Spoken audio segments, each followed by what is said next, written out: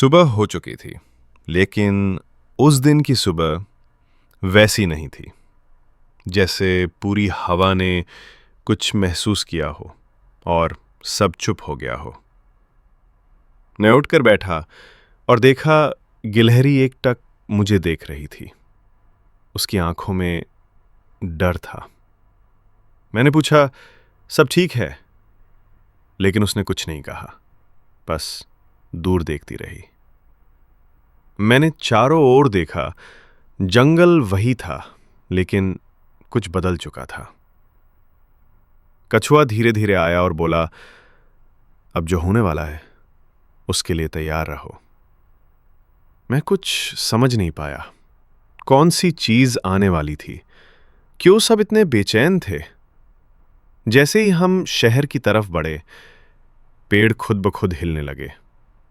हवा नहीं थी, फिर भी पत्ते उड़ रहे थे। हर जानवर जो हमें देखता एक कदम पीछे हट जाता। मुझे उनकी नजरों से डर नहीं लगा, लेकिन अजीब लगा। गिलहरी ने धीरे से कहा, तुम कुछ महसूस कर रहे हो? मैंने सिर हिलाया। मेरे हाथों में झंझनाहट हो रही थी, जैसे बिजली अंदर से बह रही हो। और तभी मेरी हथेली से हल्की सी रोशनी निकली। मैं चौंक गया और गिलहरी पीछे हट गई। उसकी आंखों में डर था, पहली बार। मैंने कहा, मैं नहीं जानता ये क्या हो रहा है, लेकिन मेरी आवाज कांप रही थी। कछुआ हमारे पास आया और बोला, तुम बदल रहे हो, जंगल ने तुम्हें चुना है। मैंने कहा, क्यों? मैं कौन हूं? लेकिन वो चुप रहा और बस गुफा की तरफ इशारा किया। हम उस गुफा की ओर बढ़े, जो जंगल के सबसे पुराने हिस्से में थी। अंदर जाते ही ठंडी हवा का एक झोंका आया और अंधेरा छा गया। फिर मैंने उसे देखा, वही परछाई जो हर रात मेरे सपनों में आती थी। इस बार वो असली थी और मेरे सामने खड़ी थी।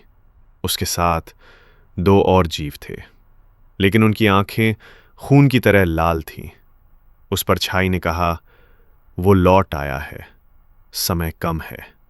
गिलहरी उसके सामने आ गई। नहीं, इसे कहीं नहीं ले जाओगे।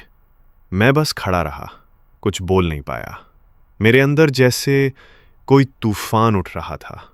और फिर बिना किसी चेतावनी के मेरे पूरे शरीर से रोशनी निकलने लगी, इतनी तेज कि पूरी गुफा चमक उठी।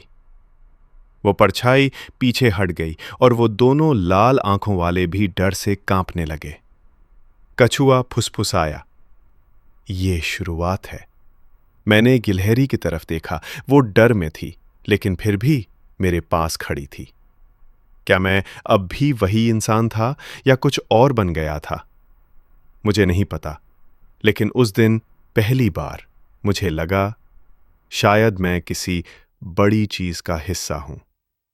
पर अगर मैं वाकई बदल रहा हूं, तो क्या मैं उनके लिए खतरा बन जाऊंगा जिनसे मैं प्यार करता हूं?